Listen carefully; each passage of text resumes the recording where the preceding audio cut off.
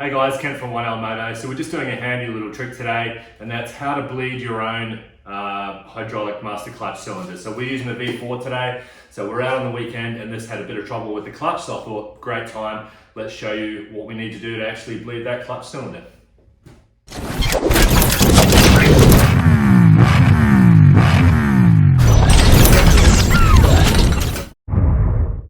Okay, so the way a hydraulic clutch works basically is in the master cylinder here, there's a piston.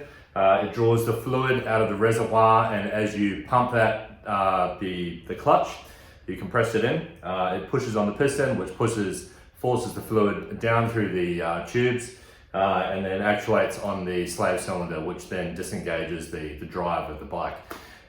So what we want to do is make sure that when we're replacing this, that we don't get any air into it.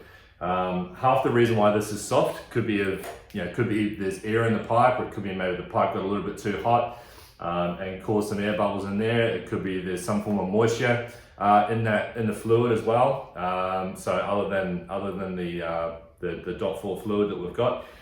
So what we want to do is drain that out. If you've ever drained a hydraulic brake before, this is a very, very, very similar process. You're going to need probably, I'm going to say 3 things really. First, get yourself a clear bottle so you can see the liquid coming out as you're bleeding it, and put one of these hoses on it. This hose is, I think it's an 8mm ID hose, and I just put a hole in the top of the bottle here just so I can push it through.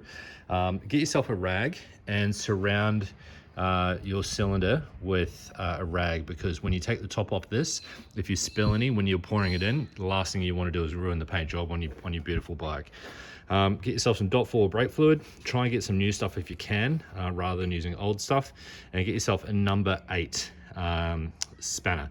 So what we're going to do is a couple of steps. First thing we're going to do is just down here on the slave cylinder, we want to take this little rubber seal off, and then you want to push on your number 8 and just leave it sitting there.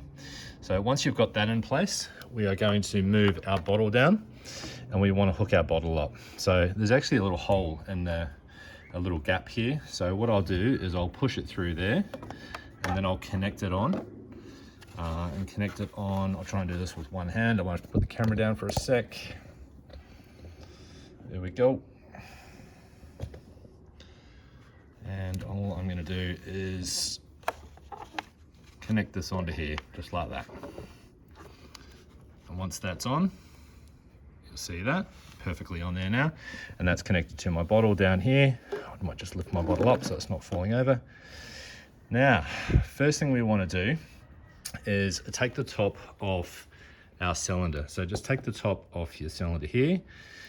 You might need 2 hands for this job. Okay, so we've taken the cap off, and you see mine's still quite full, but it's a pretty ugly color. And then this is your bung.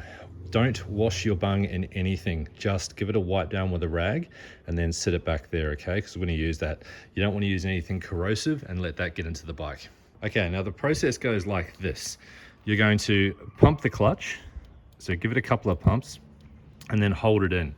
As you're holding that clutch in, you're going to release the pressure about a 1/4 turn on that number 8 socket. And when you release the pressure, you'll start to hopefully notice either air bubbles or fluid coming out of that. There we go. And then tighten it up again. And then from there, release the pressure on your clutch. Now, check the level on your cylinder, make sure you've still got plenty of fluid in it, and repeat the process again. Now you're going to keep doing this until you feel the clutch actually start to grab. Now what this is going to do is it's called bleeding. So it's essentially going to push any bad stuff out of this tube and push it down through here, and it's also going to get rid of any air bubbles that you might have. So keep doing that until you start to feel the clutch actually start to engage, and that's when you know you've bled your system correctly. Okay, so that's pretty much it. So once you're done, just replace the cap back on, make sure it's nice and firm, make sure there's no dirt and oil around here, because if it drips, it will actually damage your paint. Come back down here, you want to take your spanner off and take your tools out, and then put your nib back on like that, and then just give it a quick little wipe down with a rag, just to make sure you get rid of any excess little bits of brake fluid. So dot 4 brake fluid sitting in there. And then you should be good to go. Take it for a test ride and just make sure that everything engages. Don't do anything at high speed and just make sure that everything works the way it should be. But that's pretty much it. That's how to replace the clutch fluid on a V4 Panigale. This is a 2018 model. Should be the same for all future models.